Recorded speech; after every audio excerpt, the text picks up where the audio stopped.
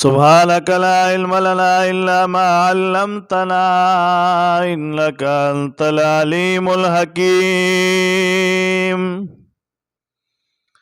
أما بعد فأعوذ بالله من الشيطان الرجيم.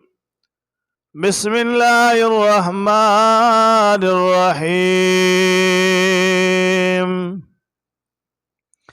قال الله تعالى وتبارك في كلام المجيد: قد أفلح من تزكى.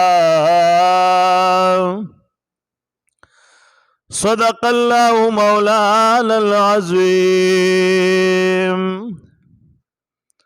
زمان اسلام عزت مند مسلمانان رو اللہ رب کائنات عز وجل مسر زما پا کامل ایمان خوشحال کا د ذوالحجې عظیم او قدرمند میاشت مبارک شروع ده چې په دې میاشت مبارکه کې کوم ورځ ده هغه لسمه د ذوالحجې مبارک عظیم ورځ چې په دې ورځ باندې دوه عمله ډېر بهترین دي. یو د اختر موس کول او دویمه قربانی کول.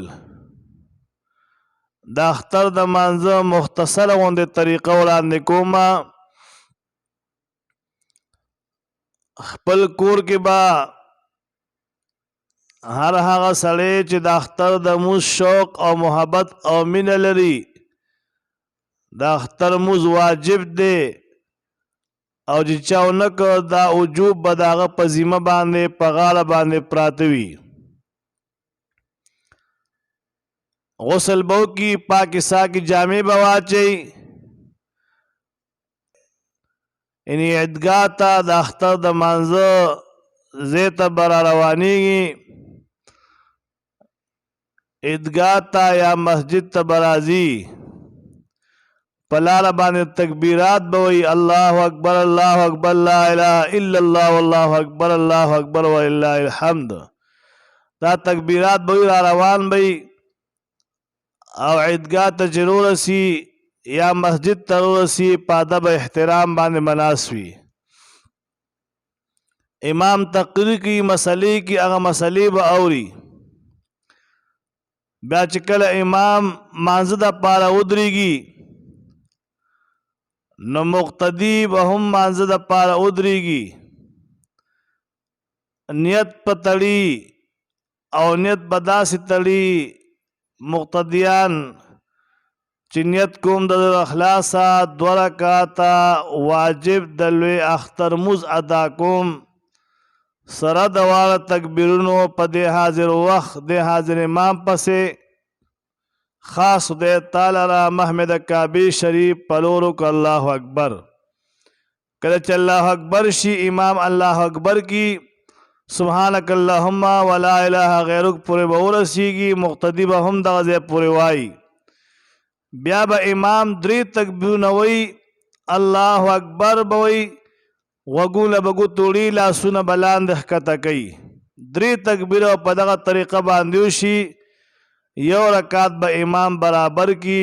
دویم رکعت ته چې کله امام پورته شي او الحمد شریف ووایي، سورت ووایي او د رکوع نه مخکې چې امام رکوع ته ښکته کي د هغې نه وړاندې به دغه 3 تکبیره وایي. الله اکبر، غوږونه به ګوتوړي، لاسونه به ښکته کوي. په 4م تکبیر باندې بیا رکوع ته ځي. چې کله 2 رکعاته د اختر موز ادا شي امام خطبې ته ولاړ شي. مقتدیان به په ادب احترام خطبې ته ناست وي، خطبه به اوري. خطبه چې کله واوري د هغې نه پس به په اخلاص او په عاجزۍ د الله تبارک وتعالی دعا وغواړي. دعا چې ختمه شي د هغې نه پس په مسلمانان یو بل سره ملاقات وکړي، مصافحه به وکړي او یو بل ته ستلمشي وي، هرکلي به وي. د هغې نه پس به چې د قربانۍ چا نیولې وي هغه د قربانۍ میدان ته به ځي، قرباني به کوي.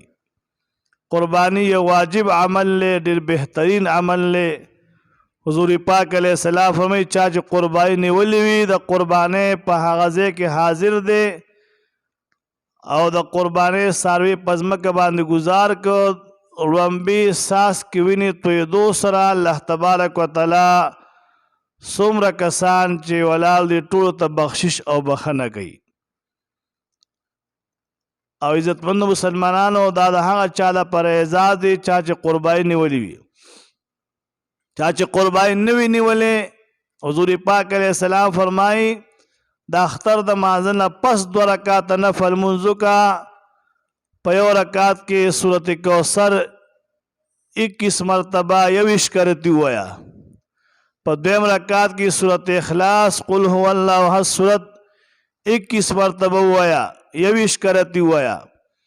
او 2 رکعت نفل لمونځ وکړه. د غریب فقیر مسکین د پاره د قربانۍ سبب او اجر دغه 2 رکعت نفل لمونځ دی چې دا وکړي الله تبارک وتعالی به ورته د یو براق ثواب ورکړي لکه د چې قرباني نیولې وي او د الله په نوم باندې هغه څاروي ذبح کړي دونه اجر او ثواب به ورته د 2 رکعت نفل په عوض کې ملاویږي.